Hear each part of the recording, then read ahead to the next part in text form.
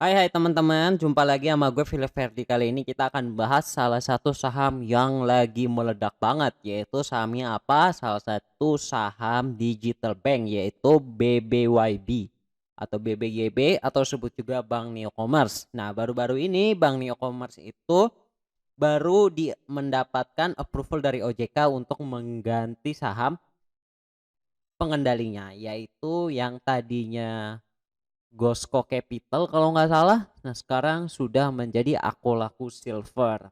Nah, efeknya apa? Sebenarnya Akulaku Silver ini adalah salah satu pay letter dan online lending terbesar di Indonesia.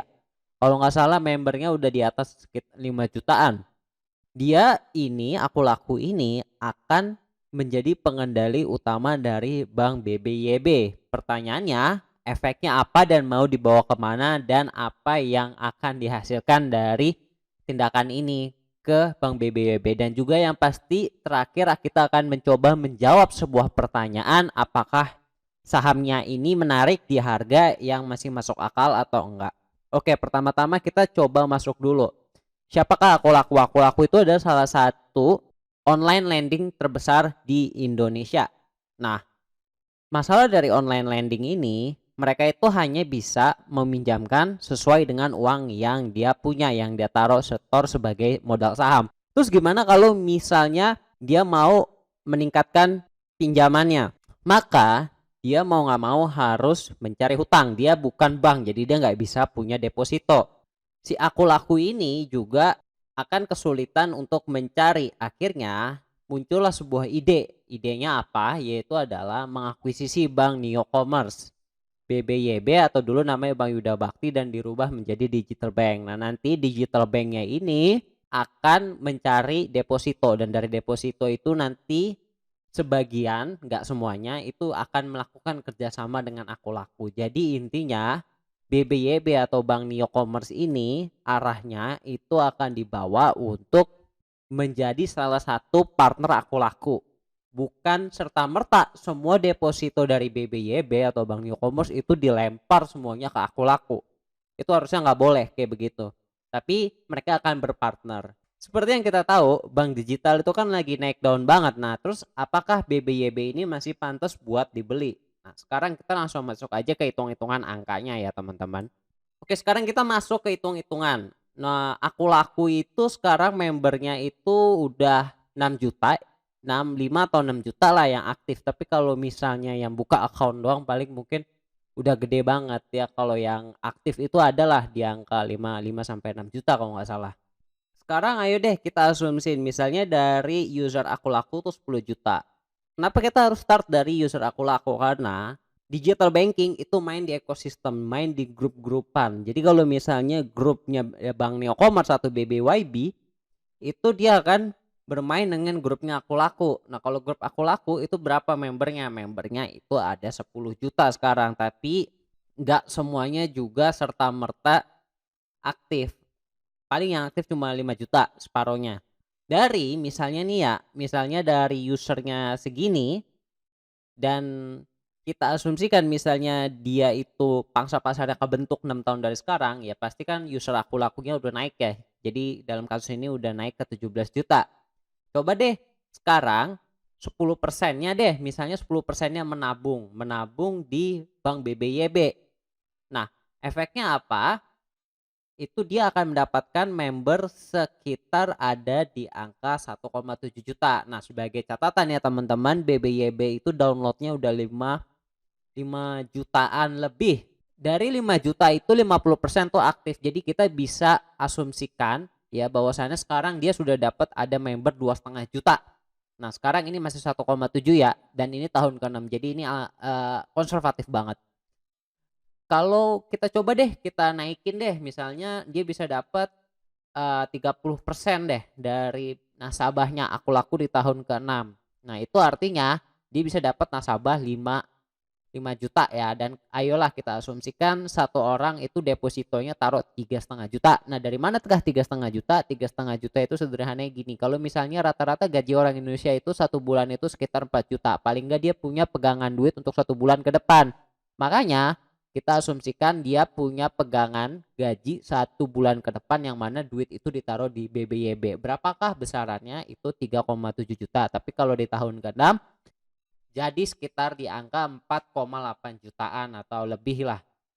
Nah, yield on asset ini bunganya berapa? Kan dia sudah dapat deposito, lalu nanti dia tambah modal saham di situ, nanti dia baru kasih pinjam. Nggak boleh semua modal depositonya itu dikasih pinjam, harus ada modal sahamnya. Berapakah bunga dari pinjaman-pinjaman yang akan diberikan oleh BBYB? Nah, kalau untuk aset sih harusnya kalau bank digital itu pasti double digit, karena BRI aja udah double digit ya yieldnya. Kayak Bank Jago kalau nggak salah kata manajemennya mereka menargetkan sekitar di atas 12% lah. Jadi kalau misalnya ini 14% itu make sense banget 14%. Nah, lalu interest on deposit ini adalah kayak bunga deposito yang dikasih ke penabung, yaitu ada 5,5. Kalau teman-teman nggak percaya, kalian coba buka aja di BBYB di Bank Neocommerce, itu depositonya angkanya di atas 5% semua, jauh lebih tinggi di atas bunga depositonya Bank BCA.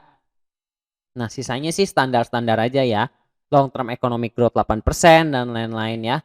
Cuman yang mungkin agak penting di sini ada 2 hal, yaitu cost to income ratio. Itu biasanya kalau bank digital itu 25%-an, jauh lebih rendah. Kalau misalnya bank yang konvensional mungkin di atas 30-an% lah, mungkin udah ada yang bahkan mendekati 50%. Nah, provisi dan CKPN ini adalah untuk pinjaman-pinjaman nggak tertagihkan, jadi dijadikan biaya tak tertagihnya, yaitu ada di angka 4%. Itu gede apa kecil? Itu cukup tinggi ya, karena bank-bank kayak yang besar aja itu ada di angka 1,5-2%. Jadi 4% ini bisa dikatakan 2 kali lipat dari bank biasa lah. Nah, tapi apakah menurut saya itu rendah atau tinggi? Menurut saya itu cukup tinggi dan konservatif. Kenapa? Keuntungan dari bank digital, dia itu pakai data, analisa datanya. Dia nggak seperti bank-bank pada umumnya yang mana harus diverifikasi, dicek ini, cek itu, satu makan biaya, terus juga makan waktu banget, jadi mahal kan ongkosnya apa segala macam. Nah, bank digital ini bisa memakai kemampuan teknologi, yaitu untuk membantu mereka mensortir orang yang pantas diberikan pinjaman atau tidak pantas diberikan pinjaman. Makanya di sini cost to income ratio-nya itu rendah, tidak setinggi bank-bank konvensional pada umumnya. Di saat bersamaan juga 4% itu cukup konservatif. Ya, kita asumsikan lah dia mungkin lebih berisiko lah pinjaman yang dibuat. Oke, sekarang coba kita hitung-hitungannya. Hitung-hitungan sederhana banget ya. Misalnya nih ya, yield on asetnya 14%, sementara kita kasih deposito di angka 5,5. Berarti interest marginnya itu ada di angka di atas 7%-an. Yaitu kalau dalam kasus ini ada di angka 8,5%. Nah, dari sini 8,5%-nya ini kita hitung-hitungan, kita kalikan dengan nilai asetnya. Kan ketika ada deposito yang dibuat itu akan ditambahkan dengan modal saham, itu menjadi asetnya. Asetnya itu akan menghasilkan angka seginilah ya. Jadi misalnya nih dari deposito yang tadi di tahun ke-6 kita hitung-hitung di angka 5 juta. Nah, dari 5 juta itu dia akan menghasilkan duit itu berapa netnya, yaitu net interest margin yang dihasilkan itu ada di angka di atas 450.000. Jadi untuk setiap deposito 5 juta yang diterima akan menghasilkan net bunga sebesar 450.000 ya. Gampangnya begitu aja. Nah, lalu kita kurangkan dengan OPEX yang mana ini didapat dari cost to income ratio di sini. Lalu habis itu pasti kita harus ada provisinya ya, teman-teman. Jangan lupa provisinya itu adalah untuk yang nggak ketagih. Nggak semuanya kan akan ketagih ya, pasti ada aja orang yang gagal bayar. Lalu habis itu kita potong dengan pajak. Nah, kita bisa dapat nilai per usernya itu berapa, yaitu ada di angka berapa nih teman-teman bisa lihat di sini, ada di angka 6,2 juta.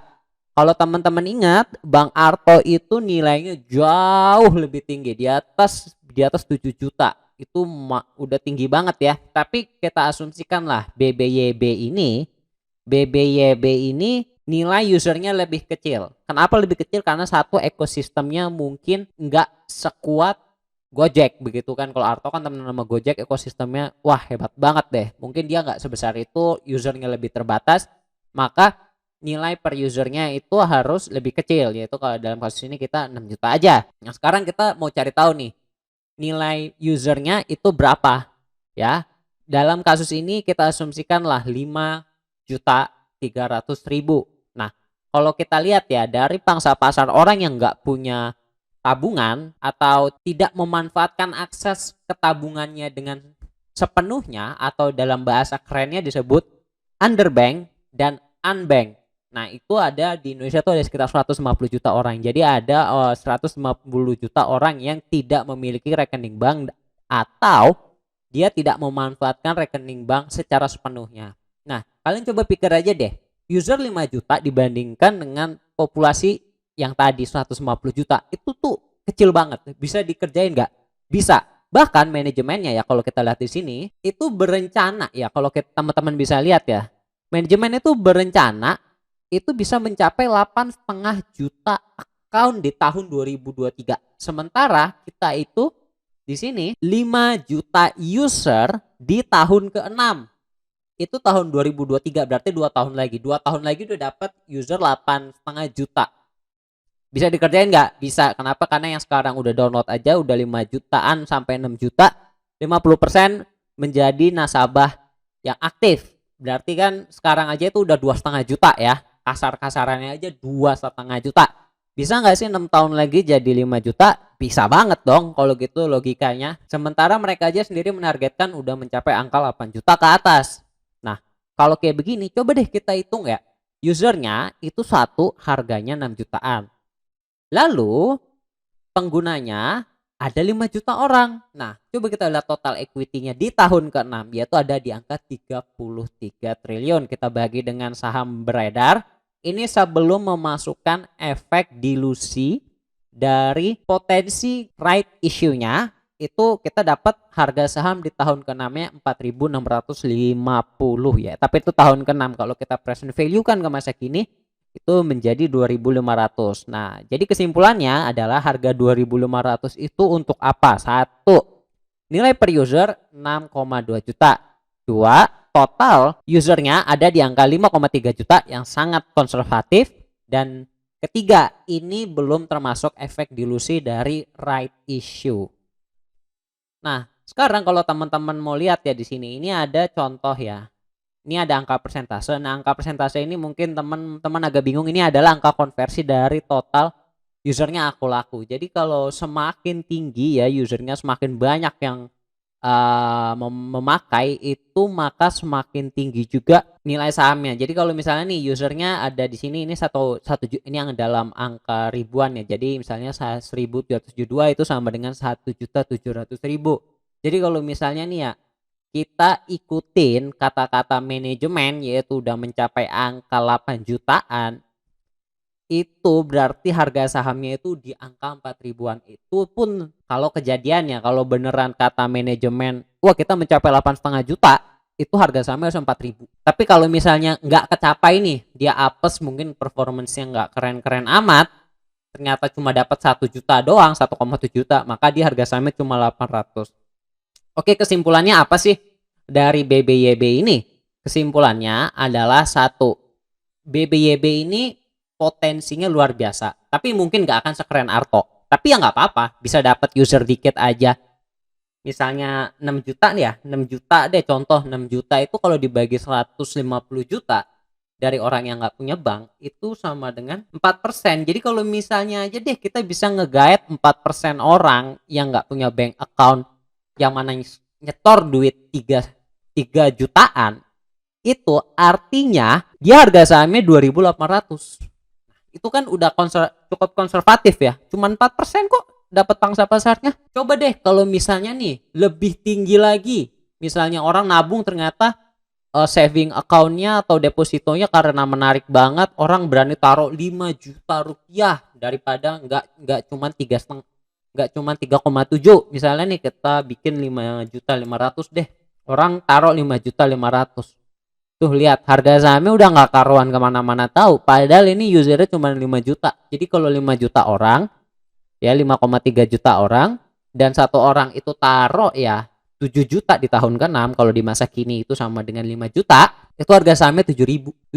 Sekarang itu ada masih di harga angka 1.600 ya. Jadi kalau teman-teman bisa bayangin, itu tuh sebenarnya potensinya tuh masih tinggi banget. Nah, disclaimer on buat teman-teman, ini buat tujuan pendidikan, bukan ajakan untuk jual beli saham. Semua segala risiko dan efek yang muncul dari tindakan investasi teman-teman adalah tanggung jawab teman-teman sendiri, bukan tanggung jawab saya sebagai pembuat video. Saya hanya mengajari dan saya hanya mau ngajak teman-teman untuk berpikir bersama saya supaya teman-teman bisa menjadi investor yang lebih baik. Sebagai tambahan aja ya teman-teman, di sini ada informasi tambahan bahwasannya Aku Laku itu udah kerjasama dengan Bank Jago. Nah, Bank Jago itu akan menjadi salah satu partner Aku Laku, yang mana Aku Laku akan mencari atau memberikan pinjaman, sementara Bank Jago itu akan mengurus dari sisi pendanaan. Kalau teman-teman bisa lihat di sini trennya apa? Yaitu online lending atau pinjol itu bekerja sama dengan bank digital. Apakah Arko akan menjadi satu-satunya partner dari Aku Laku? Saya pikir enggak.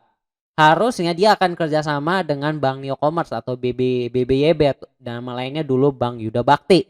Dengan begitu dia akan memiliki dua partner untuk bekerja sama, yaitu satu Bank Jago Arko, dua adalah partner kerjasamanya Bank Neocommerce. Efeknya apa? Dana yang dia terima harusnya lebih banyak. Dan di saat bersamaan kedua bank ini yang mana salah satunya sedang kita ulas itu juga bisa mendapatkan exposure untuk pemberian pinjaman berbunga sangat tinggi. Di saat bersamaan juga dia sudah punya paham dengan medan lapangannya. Maksudnya paham dengan medan lapangannya apa? Aku Laku itu sudah berpengalaman dengan pinjam meminjam online. Dia udah tahu tuh datanya banyak, dia tahu tuh orang yang bisa bayar nggak bisa bayar itu tuh seperti apa tuh dia udah tahu. Oleh karena itu ketika dia bekerja sama, nggak usah start datanya carinya dari awal, tapi minjem aja data Aku Laku. Jadi Bank BBYB dan Bank Arko itu minjem datanya Aku Laku. Di saat bersamaan mereka bisa kasih pinjaman dengan bunga tinggi dan juga dengan risiko yang lebih rendah daripada mereka buat dari awal, yang mana pasti akan banyak risiko. Jadi mereka start ibaratnya minjem platform orang untuk memberikan pinjaman, terus kita yang nikmatin. Untuk dua-duanya ya, Bang Jago iya, Bang BBYB juga. Pertanyaannya apakah Bang Jago akan berantem dengan BBYB? Saya pikir sih enggak ya. Pasarnya tuh terlalu luas banget, terlalu besar, lebih baik bekerja sama daripada berantem. Karena ini pasarnya nggak cukup untuk di cover satu bank doang. Bang Jago kalau misalnya kita bisa cover bersama tanpa berantem ya kenapa enggak? Ya kan? Berantem apa enggak? Saya pikir enggak bakal berantem. Kerjasama iya. Jadi jangan takut. Buat teman-teman yang khawatir Bang Jago apakah akan memakan BBYB menghajar, saya pikir enggak ya, harusnya aman-aman aja. Oh ya, jangan lupa disclaimer on ya, segala risiko yang muncul dari tindakan investasi teman-teman adalah tanggung jawab teman-teman, bukan tanggung jawab dari saya sebagai pembuat video. Ini hanya untuk tujuan pendidikan aja. Terima kasih.